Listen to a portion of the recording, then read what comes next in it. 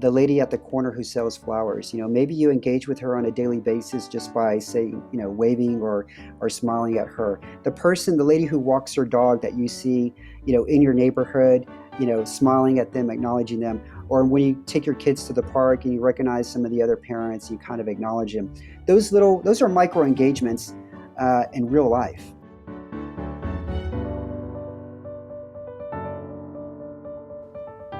Welcome to the e-commerce podcast with me, your host, Matt Edmondson, with an exceptionally croaky voice. Do forgive me. The e-commerce podcast is all about helping you deliver e-commerce wow.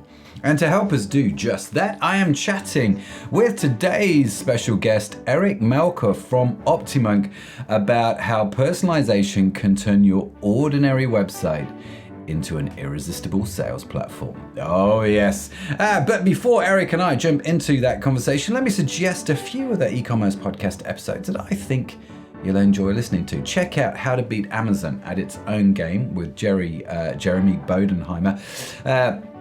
What a legend he was. That's available on the website, along with The Real Personal Touch, a sneak peek from the e-commerce master plan summit with our very own Chloe Thomas. What an absolute legend she is. That was also a great conversation. So you can find those and our entire archive of episodes on our website for free at ecommercepodcast.net. On our website, you can also sign up for our newsletter, and each week we will email you these links along with the notes and any links from the conversation with our guests like Eric. They go direct to your inbox, totally free, totally amazing. So do sign up for that. Now, this episode has been brought to you by the e-commerce cohort, which helps you deliver e-commerce wow to your customers. You know what? I've talked about this a lot, how I personally got siloed in my e-commerce business, and it cost me millions. It really did. I just worked on one or two areas in the business. I missed the big picture, and it was all kinds of problematics, let me tell you. So e-commerce cohort is here to solve that problem. It is a lightweight membership group with guided monthly sprints that cycle through all the key areas of e-commerce. The sole purpose of cohort is to provide you with clear, actionable jobs to be done, so you'll know what to work on and you'll have the support to get it done. So whether you are just starting out in e-commerce, or if, like me, you are a well-established e-commercer, I encourage you to definitely check it out at ecommercecohort.com. Let me tell you, I've been in e-commerce for a while, and I love some of the workshops in there. Just learned so much from doing that. We do it with the teams. It's great. So do check it out, ecommercecohort.com. Or you can email me directly, Matt at ecommercepodcast.net, with any questions about cohort. I will try and answer them for you. Now, before I get into today's conversation, let me give a bit of a shout out to Matt Barnett, who apparently connected me and Eric today. What was interesting was I thought the connection came from Dan Badai through Jabba, who is in OptiMonk. Apparently it came from Matt Barnett, who heads up Bonjoro. Now, Matt has actually been on the podcast, if you remember. He talked about personalizing the customer journey to increase lifetime value. That's available on the website. His company, Bonjoro, is a video retention platform. And you can find out more about Matt and what they do at bonjoro.com, bonjoro.com. And again, we will link to that in the show notes. So big shout out to Matt. Matt, thanks for that. So let's talk about Eric. Eric is a personalization geek, which I just think is fantastic. He's apparently a mediocre tennis player, which means he's a lot better than me, and a Texas expat living in Romania. His background is in identifying ways to increase customer lifetime value through video and web personalization, as well as partnership marketing. In addition to being the personalization ambassador for OptiMonk, he also hosts a podcast called Innovators Can Laugh, which I think is a phenomenal name for a podcast, so do check that out, where he learns from innovative startups in the European tech scene. Eric, great to have you. Thanks for coming on the show, man. How are we doing?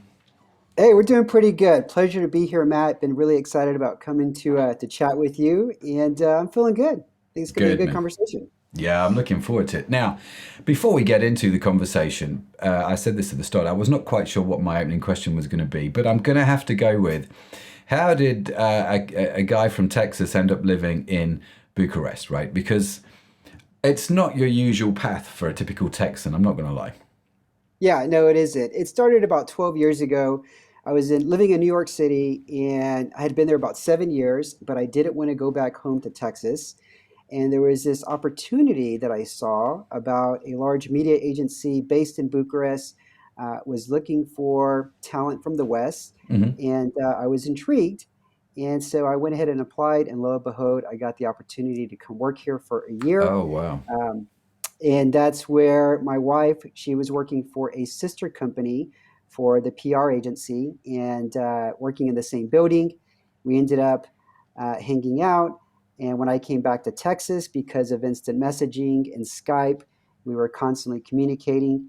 And being the romantic guy that I am, we met in Paris, we met in Barcelona. I came back to Hmm. Bucharest a few times, and I convinced her that Houston was this beautiful cosmopolitan city, and Hmm. that she would love it there if she moved over there. I even bought an Aprilia 200cc scooter. So I was trying to make it appear as Yeah, yeah, European as yeah, as you possible. possible. Yeah, yeah. I like that. Yeah, Style, man. yeah. Style points. Well done.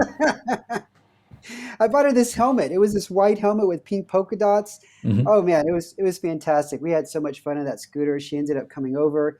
I said, let's give it a shot for 6 months. If it works out, great. If it doesn't, hey, at least we tried. It did work out. And 3 years later, we got married, and we have two little ones under the age of 5 right now. Yeah, Oh, wow. Well, congratulations. That's yeah, awesome. So your wife is from Romania. yeah. She's from here. We moved here about 2 years ago when COVID happened, Hmm. and at that time when remote work started, we had been talking about coming here for a variety of reasons. But when COVID actually happened, we felt like, hey, this is probably the perfect time. We got to work from Hmm. home anyway. We have your family over there who can help out with the kids. Hmm. Let's see if we can make it happen. And we made it happen. And now it's flowing by. The kids are having a great time. Couldn't be happier. I mean, it's really a different lifestyle than what we had Hmm. back in Texas. Yeah. Back in Texas, you're driving 30, 45 minutes to get anywhere. Here, I walk my kids to school. There's a Mm. beautiful park nearby. There's cafes and restaurants. I'm living the European lifestyle, Matt. Wow, Texan living the European yeah, lifestyle. yeah. That's what's going on here. So along with Emily in Paris, we have Eric in Bucharest. That's the new Netflix series, right? Yeah, yeah. That's the way Next it should stop. be. Yeah, That's yeah. awesome, man. That's awesome. So, well, congratulations. That's brilliant. And how is your Romanian, by the way, your language skills? Are they increasing, or do you just forget about it because everyone speaks English? I no, I'm taking it serious now because my kids speak Romanian at the dinner table now, and Fantastic.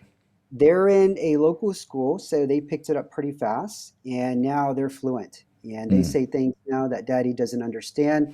And I figure I better learn right now because they could be cussing me out in a couple of years, and I have no idea what they're saying, and I'll just be nodding my head yes. Yeah, yeah, yeah, totally. And your wife could be joining in that conversation, and you're just none the wiser. Yeah. So yeah, always good to learn the language. So that's how you ended up in Big. That's interesting. That's fascinating. So how did you end up getting involved in the whole personalization scene? Yeah. So when I got here, I was taking little videos of my son and daughter, going down the slide, climbing a tree, and sending those videos to my brother and sister and my parents back home. And I just thought, this is really cool, that I can send these videos to them. And then one day on LinkedIn, I noticed somebody talking about how they received a video from a company, and they were Hmm. welcoming them. And I looked further, and it was a company called Bonjoro, and Yeah. I was very intrigued. And don't I when I researched them, and they happened to be looking for somebody who could lead their partnerships program. And I went ahead and reached out to them, and it worked out. They ended up hiring me, and I was with them for over a year as sort of partnerships manager. One thing I discovered there that kind of led me to my new position at OptiMonk was the power of segmentation. Hmm. And so at Bonjoro, for anybody who signed up for a free account, everybody at the company, we would try to send them a personal video. So I would send maybe 20 videos a day. And we had a little kind of like question at the beginning of the free trial that said, what industry are you in? And so some people would select e commerce or SaaS or maybe agency Hmm. or education. And so rather than just sending a generic video, I started segmenting them and changing what I said, and then also including a different call to action. So if somebody was from the e-commerce space, The call to action would be a link to a case that was specifically about and how an e-commerce brand started welcoming and thanking their customers with Bonjoro, and it led to maybe 50 more customer reviews, and then also a Yep. lot more repeat customers. And I noticed that the engagements and the click-through rates and the open rates were much, much higher because of the segmentation. And so to me, that was just very, very powerful of Mm. how, once you started utilizing segmentation, you're just going to get a much better results because people, they feel like, oh, wow, they're actually speaking to me, or at least Mm. to the industry that I'm in. So Yeah. while this is going on, as you mentioned, I'm also hosting a podcast where I interview European startups. And one of the startups I interviewed was OptiMonk. And I interviewed Shaba Jado, who is the founder of OptiMonk. We had a great conversation. He told me about his background as a professional e-gamer, one of the best in Hungary. And he founded a company that was like the Shopify for Hungary. Hmm. And of course, he's the co-founder of OptiMonk. Well, we had stayed in touch, and we were in communication, and he reached out and he said, Eric, I know you're really good at this personalization thing, that's one-to-one, but if you ever want to consider taking it on a much bigger scale, personalizing visitors, not just one visitor at a time, but hundreds or even thousands of visitors with personalization, we love to chat with you. And so I kept that communication going with him. Hmm. And now it was very intriguing because I do love personalization. I think Hmm. giving that audience that surprise and delight feeling of really speaking to them, communicating to them, whether it's through video or through your own website, it's something I'm pretty passionate about. And Hmm. so I took him up on his offer, and now we're trying to give SMBs and any brands that want to go out there and compete with the big giants like Amazon and Etsy, the tools and the platform that they can implement personalization strategies and campaigns for their audience.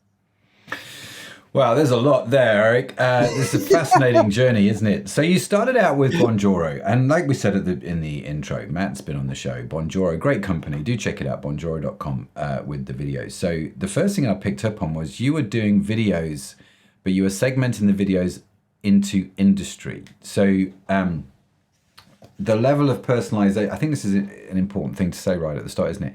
How you can have different levels of personalization. I think when people think of personalization, everything has to be personalized to one specific person. But actually, you can personalize to a group, can't you, or a tribe of people, like the e-commerce guys, like agency, and you can make things a bit Correct. more sort of headline. And that's what you did with Bonjoro. Now with OptiMonk, it they do have this incredible system which sort of niches it down even more, right? It takes it the sort of one stage further. Have I understood that right? Well, not exactly niche down further, but I'll give you a few different examples, right? Let's say you have a visitor that comes to your website and you don't know where they came from, and you're not asking them to, sign up a form that specifically asks what industry are you in. But there's certain things that you can do to make their experience a little bit better than just serving the generic experience. So, take for example global e-commerce. Mm-hmm. Right now, Shopify is reporting that the global e-commerce market is about $5.5 trillion this year, and that's going to continue to grow. But unfortunately, a lot of retailers, they're missing out on capitalizing on this the global audience because Mm. of little things, like for example, in the checkout. If a person has to re-enter their address in the checkout, usually about 25% of people will fall off there, Mm-hmm. right? Or if there's no delivery date provided, about another 30% will drop off, right? Well, we have a brand that's using OptiMonk. They're called Woodhouse Clothing, a US retailer. If you go to their website from Romania, where I'm at right now, or Hungary, or pretty much any other European country, after you get to their website and you've been on their website for a little bit, you'll actually see a side message appear that will say, Welcome Romania. All of the prices that you see are in Romanian lei, which Mm-hmm. is their currency. There's free orders or free shipment for all orders above 500 lei. Of course, we ship to your location. And there's also a little bit of delivery information that will show in the little side message. Yeah. The person didn't even have to go searching for that information. It They just didn't came up. even have to, it just came up, right? Mhm. They're preeminently answering the questions that you're probably concerned about. And so, just from that little experience for a global visitor to your website, it does so much. It builds trust. It lets Mhm. the person know. It reassures them that, hey, they do deliver there. And then also, all the prices that you see there already include the taxes for that local, for that region or whatever. So that's a Yeah. really a good experience. It's not necessarily personalization at the one-to-one level, but it's actually a better experience for global traffic coming to that website. Yeah, now you've actually, I've got him. The reason I'm looking to my right, if you're watching the video, is I actually have this on my screen. You sent me, didn't you, a document with this as an example. We shipped to Romania. Welcome. Just 3 simple bullet points. Gives you all the facts and information.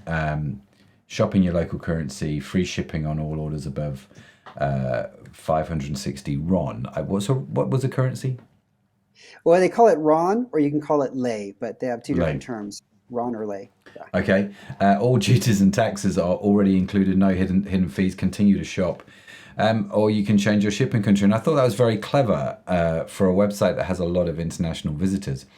And so you're right that this personalization is not at the one-to-one level, but actually we've started it straight away. They've come to the website and we started to understand them. And we're like, oh, you're from this specific country. So let me show you some information here. I thought that's very clever and very Yep. simple to do, I would have thought. Um, so, what are some of the other things that we can think about from a personalization? So, we can think about people coming from different countries and we can give them information, which will be helpful. Yep. What else is kind of obvious to think about? Okay, so if you're a brand, you're thinking, well, that's great, for a website that gets a lot of international traffic. My website doesn't. What can you do for me? Well, let's talk about the one thing that you probably want to do, and that's continually build your email list because email marketing, visitors from your email have the highest conversion rate out of any other channel out there. If you get a returning visitor that comes back to your website, they're usually going to spend sometimes 2 to 3 times the average dollar amount versus a new visitor. So how can we increase subscribers so that way you can get them on your database and you can segment them and do Hmm. email marketing? So right now, a lot of brands, they just have the traditional pop-up. You go to their website, you scroll around a little bit, and then you'll probably see a pop-up that says, give us your email for 10% off. Okay. That's okay. It's not really a good experience. You're probably going to see a conversion rate of around 3 or 4%. If you want to triple that conversion rate, there's something that you can do, which is called a conversational pop up. And if you don't know where your visitor's coming from, this is a very smart way to find out data and details about them so you can segment them and start serving them content that they're really interested in. Hmm. And then also get them onto your mailing list. And so you can start segmenting them for email marketing. So the way a conversational pop up works, let's say you sell wine and somebody comes to your website and they click on a page or a blog post that's specifically around Cabernets or Merlots or some other kind of red wine. Hmm. You can have a little message that appears that just says something about, hey there, how about 10% off your next purchase and a red wine recommendation? All you do is just let us know which region do you like. And the regions could be different choices like Portugal, Argentina, Hmm. France, South Africa, the States. A person, you're not asking for an email. All you're asking is for a little micro engagement, asking Yeah. them which region do they like, what's their preference, and we get a huge percentage of people that do take that go to the next step. And let's say they click on Argentina, and then the next message could be, great, here's your 10% off coupon purchase. By the way, would you like to see these articles on Argentina wines? So you've done a couple of things here is you start personalizing their experience in real time while they're on Hmm. the website. And then two, you start, you're giving them that discount offer. Maybe they're not purchase ready right now, but at least they know, that they have something. So if they do decide to come back, they can make that purchase and they've got that discount coupon code. And so once you share those articles with them, you can even go a little bit further and say, okay, great. Would you like to receive content about Argentinian wines? If so, please give us your email address. And what we're seeing is that a lot of people opt to do that because of the first micro engagement. Once you get somebody committed or saying yes with the first question, the chances of them taking action and doing something else that you're asking for really, really increase. Yeah. So once they make that first selection, their likelihood of them to give you their email because they know they're going to get content specific to them Yeah. really, really jumps. And so now you've got somebody that's subscribed, and you can start segmenting through your email marketing efforts, which means you're going to get a lot more people coming back through Mhm. email who spend a lot more money than first time visitors. That's really again a lot there, Eric, isn't there?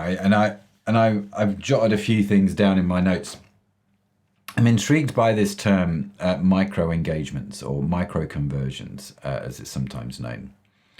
And historically, websites, e-commerce websites, it's like you either buy or you don't. And then we kind of woke up, didn't we? And we kind of went, well, people aren't always ready to buy. Let's try and get their email.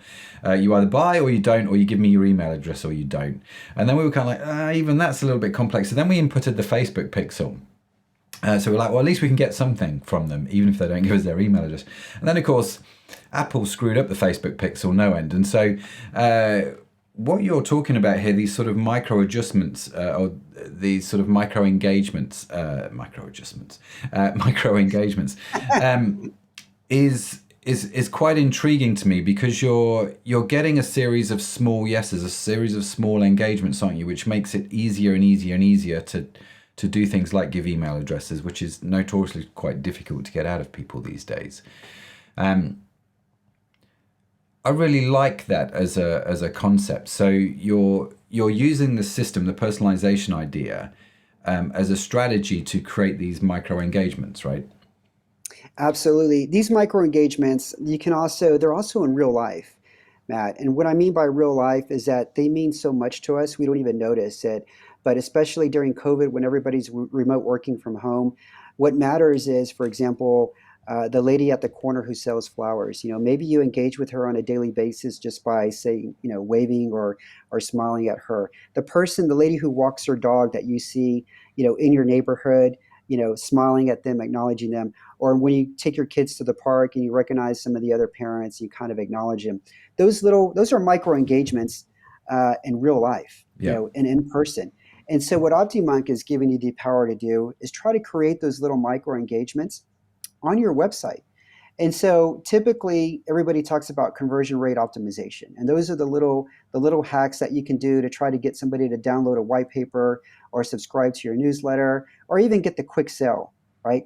We're saying think long term, think about customer value optimization, where instead of trying to get the quick win, just try to help the person. You Mm-hmm. know, you really don't know what stage they are in their life cycle. I mean, out of every 100 people, there's probably only 3 that are ready to buy. Mm-hmm. So quit trying to get the quick win for all 100 people and focus on educating, and servicing everybody who comes to your website. And you can do that. And so if they're a returning visitor, don't give them the same experience as a first time visitor. Give them the experience where they left off of. Hey, here's the products that you were looking at previously. If you're a visitor that's coming from a channel that has a very high bounce rate, if you go into Google Analytics and you filter by channel and you notice that, wow, I'm getting a lot of visitors from Instagram, but they've got the highest bounce rate, then maybe you should serve a little message that says, welcome, we love Instagram, welcome. Can you please let us know what you're looking for? Because if you want to continue getting, a high bounce rate, then do nothing. Yeah. But if you want to really find out what is the issue at hand, you can just kind of ask them for, one question. Help us out here. How Yeah. can we Yeah. help you better? What are you looking for? And so personalization can be used in so many different situations as a surprise and delight. From the first example, if you're a global visitor, or from trying to find out what are some of the pain points as to which channels are performing low, the source of traffic, and trying to get feedback for those channels. Returning visitors, giving them a different experience, and Mm-hmm. then also the conversational pop-ups or gamification. Trying to engage with people and get that zero-party data. You don't know anything about them, but you came to my website. Maybe if you're like a fitness and health website and you really don't know why that person's there, ask them and say, hey, 10% discount if you just answer this question for us. Are you here to lose weight, to build muscle, to sleep better? give them some choices. And once they Yeah. make that choice, then you could, serve them your best articles or case studies related to the topic they chose. And, ask them, would you like further information about this? We'd be happy to share it with you, and ask for their email address. So that's what we're talking about, is giving those micro engagements, putting it in the digital form, which is Hmm. the website experience. Yeah, no, brilliant. And it's a great strategy, Eric. And one that I'm a big fan of. The micro engagement strategy, and that, I like how you put it. That just comes down to being helpful. How can you help people? The basics, the fundamental principles of marketing. Just be helpful, and you'll be amazed how that works. What I can hear in people's heads, though, right? Because part of me would be the same way. I'd listening to you talk, Eric. That sounds wonderful, but it Yeah. sounds horrendously complicated to try and create that level of personalization on my website. I can hear the developers all around the country kind of, oh yes, payday's coming now because I need to do this, this, and this. Yeah. Does it have to be that complicated, or can we simplify? Is this actually attainable for the regular Joe, for want of a better expression? Yeah, yeah, it is. My two favorite words when we talk about personalization are no code. And it's about as simple as taking your kid to Home Depot. Do you have Home Depot over there in England, in the UK? Similar, we have B&Q. Okay, B&Q. Here in Romania, you have Dedemon. And what I mean by that is the other day I took my son to Home Depot, but I didn't tell him, hey, we got to go to Home Depot, come with me. I said, son, hey, you know how you like climbing that tree? Well, we're going to go to a place that has all these different pieces of wood, and wood comes from trees, and there's different shades, different colors. They even smell different. Some are big, some are little. And this place, it's huge. And you're going to see all these different pieces of wood. You want to go? And his eyes light up, and he's like, yeah, Dad, I want to go check this out. He's like excited to go with me to Home Depot. I'm going there to get a part for the toilet, for Christ's sake, right? So, we're driving over there. He's excited. I can see the expression in his face. We get there. It's a huge place. And he's like skipping. Where is it, Dad? Where is it? And we go there. He's like, can I touch it? Of course you can. Go touch it. Go play with it. I took an extra 10 minutes just out of my day, and turned this trip to Home Depot into Disneyland. Okay. Yeah. Maybe I'm exaggerating a little bit, but it was a memorable experience for my son by taking that little bit of extra effort and Hmm. making it enjoyable. So if you're a marketer, there's no code. It's designed for marketers. You don't need a big IT team. You don't have to have any coding experience required. We've got the Guide to Optimization Playbook, where we have, I think, over 30 different examples and step-by-step instructions on how to implement these different personalization strategies. We recommend, you don't recommend all 30 or do all 30 at once. Let's start with the low-hanging fruit first. But yeah, there's really no big effort required. If I can do it, pretty much anybody can do it, Matt. If I can do it, anybody can do it. Such is the cry of a lot of people around. If I can do it, you can do it. It'll be fine. I don't even know HTML. That should tell you something. Yeah. Oh wow. Okay. Well, at least I've got that on you. You may be better at tennis, but I can do HTML. Okay. So the OptiMonk platform sounds pretty straightforward and simple. But what happens if I'm not signed up? Is there sort of low hanging fruit that could benefit our listeners who aren't using OptiMonk's Yeah. No, personalization platform? we've got a free plan. Try us out. I think it's a 14-day free plan, and it doesn't matter what size of store you had or size of business you have. We're really designed for e-commerce, but we're getting a lot of SaaS brands and companies that are starting to use us too, because they realize that they can start segmenting the experience for different visitors coming from different industries. Hmm. And there's some other cool things and features that we have that they enjoy. But yeah, regardless of size, feel free to check it out. We have over 500 five-star reviews on Shopify, and there's more than 40,000 users that are currently using OptiMonk right now. Hmm. And we have direct integrations with so many different platforms: MailChimp, ActiveCampaign, WooCommerce, BigCommerce, Shopify. But yeah, pretty much every email platform or CRM that's out there. Brilliant. Brilliant. Well, that sounds very thorough. But if you're just starting out, right? So I get the level of personalization And how that works. If I'm a big company, I ship worldwide, and it's like, hey, you're from Romania. Let me provide this information for you, right? Yeah. And I can I can start to segment data because I've got copious amounts of data. I've got lots of people coming in, and there's different ways I can plan it and think about it. It's brilliant. It's wonderful. Loving that. What about the husband and wife who are starting a little e-commerce site as a side hustle around their kitchen table? They've just gone and signed up, I don't know, to Squarespace because it's the cheapest e-commerce platform out there at the moment. They've got 4 or 5 products, and they make them with I'm making this up, Eric. They make them with, one of those laser machines. They personalize Yeti mugs or something. Do you know what I mean? And that's what they do. How should they think about personalization at that stage of their business? And by the way, if you're listening and that's you and I've described your business, awesome. Tell me your website and I'll promote you on the show. But carry on. Yeah, for a small store, you're probably doing some light advertising, maybe some Facebook ads or Google paid ads. So I would probably start off with trying to save the cart abandoners, right? 7 out of 10 visitors would typically leave items in their cart and leave your website behind. And so one of the things that we have is some nice little messages that can appear if somebody leaves their cart. You can offer maybe a 10% discount or something to encourage them to return whenever they are ready to make a purchase. We typically you'll get a lot of new email subscribers based on that little hack alone. So that's something that you can do. Another thing you can do is have like a little nano bar that can be at the bottom of your website. And as people are continuously scrolling through your website, they'll see that little message. It's another great way to collect emails.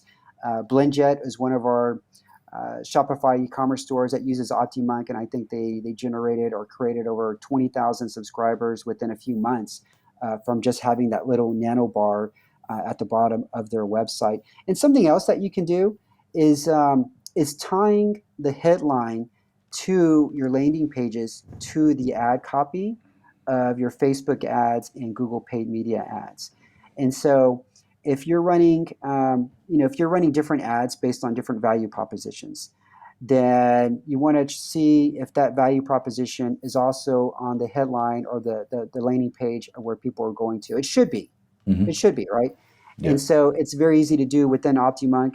Instead of having to create, I used to use Unbounce, but instead of having to create multiple landing pages, you can basically just take the UTM codes from your ads, plug those into OptiMonk.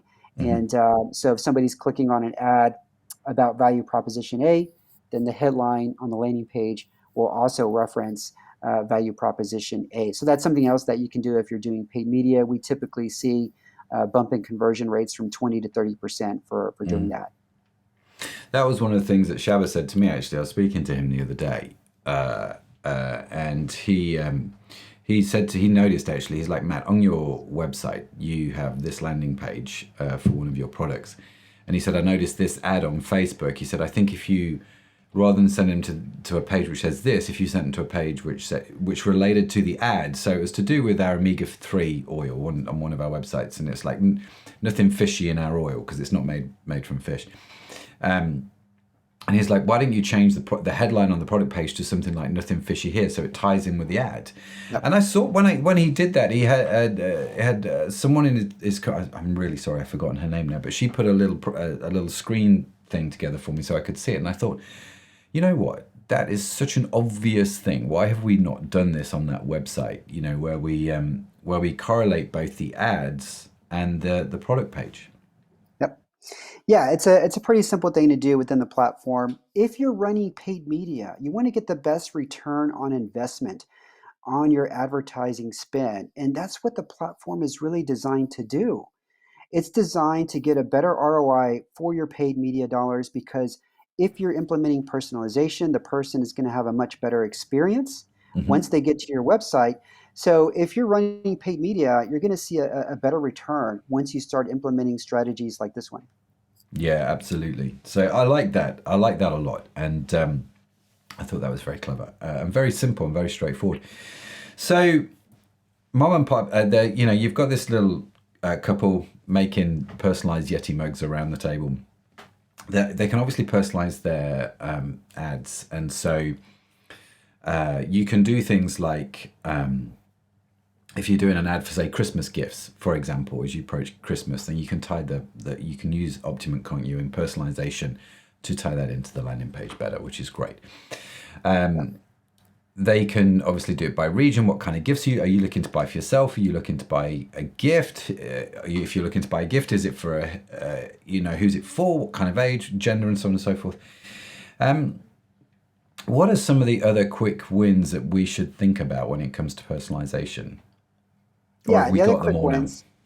Well, no, I think the other quick wins, returning visitors. And Hmm. so, you can have a little message that says, you want to see the products that you were looking at previously. That's another quick win for returning visitors. And then we talked about the global visitors, international traffic. Hmm. Even if you don't want to have a message that has all this delivery information, what you can do is just have like a little message that appears. Maybe for somebody coming from Australia, you can have like a little image of the Australian flag, Hmm. and it just says, welcome Australia, we ship to your location, or Hmm. something like that. Another thing that B2B clients use us for is that we've got this little cool feature where if somebody starts filling out a form and they don't complete it, after a certain amount of time, a little message can appear that follows them on the website that says, "We noticed that you're idle. Do you need any assistance? Please let us know." Right, Hmm. and so it's just a nice reminder that hey, they didn't finish completing that form. Maybe if they have a question, they can click there and either sync up to your chat, your little chat widget, or your chat email, and they can leave a message as well. So that's like another cool little feature.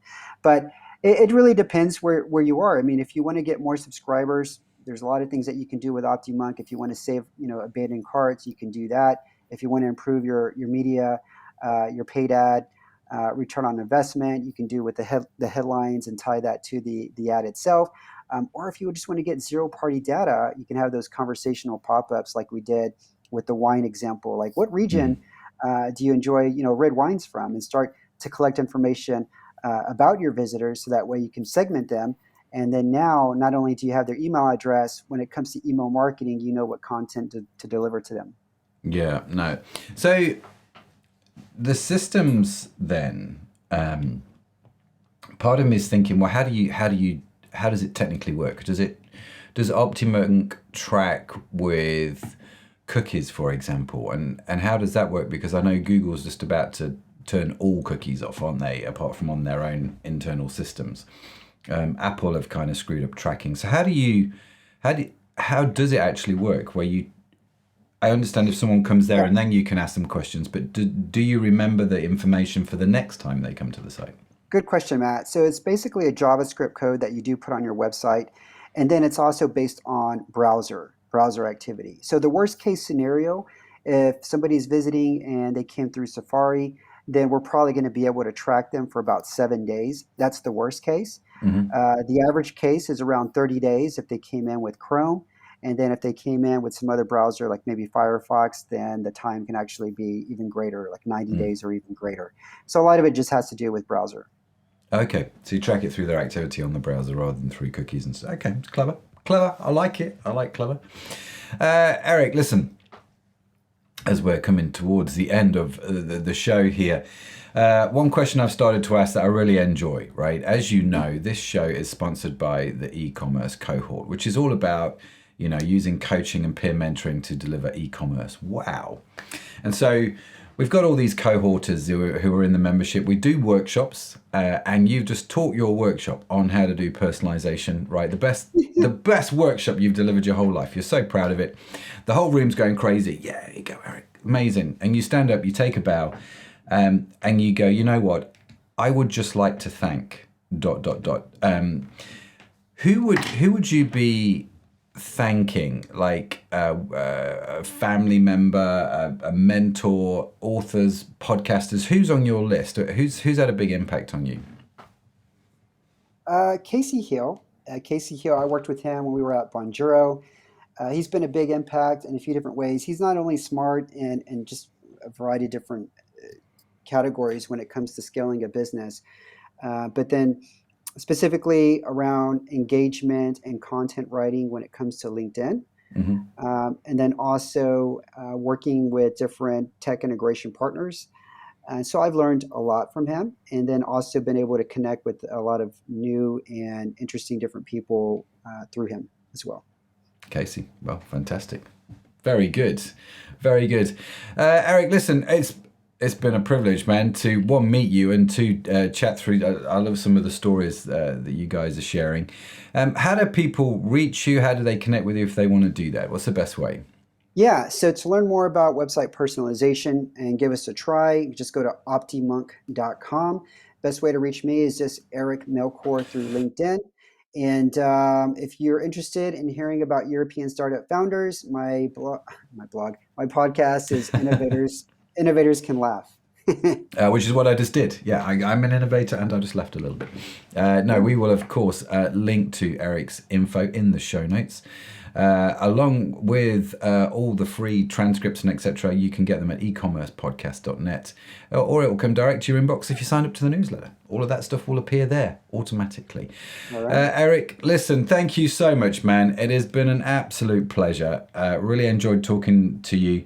I really like this idea that personalization is not just about one-to-one. As in, I don't have to find out your name is Eric and write "Hi Eric" on the website for personalization to work. There's so much more to it than that, so many more nuances. And I like the micro engagement idea. That is awesome. So yeah, lots of good stuff, lots of notes. So phenomenal. Thank you for being on the show. Genuinely, really, really appreciate it. Okay, let me give a big shout out to today's show sponsor, the e-commerce podcast. Do head over to ecommercecohort.com for this new type of community that you can join. I think I just said e-commerce podcast. I meant e-commerce cohort. So the show sponsor is e-commerce cohort, not the e-commerce podcast, obviously. Be sure to follow the e-commerce podcast wherever you get your podcast from, because we've got some great conversations lined up and I don't want you to miss any of them. And in case no one has told you today, you are awesome. Yes, you are. It's just a burden you have to bear. I have to bear it. Eric has to bear it. Awesomeness. It just kind of follows us around. It's the way it is. The e-commerce podcast is produced by Orion Media. You can find our entire archive of episodes on your favorite podcast app. The team that makes this show possible is Sadaf Bainon, Josh Catchpole, Estella Robin, and Tim Johnson. Our theme song was written by Josh Edmondson and my good self. And as I mentioned, if you would like to read the transcript or show notes, head over to the website ecommercepodcast.net, where you can also sign up for our weekly newsletter and get all of this good stuff directly to your inbox, totally free. That's it from me. That's it from Eric. Thank you so much for joining us. Have a fantastic week. I'll see you next time. Bye for now.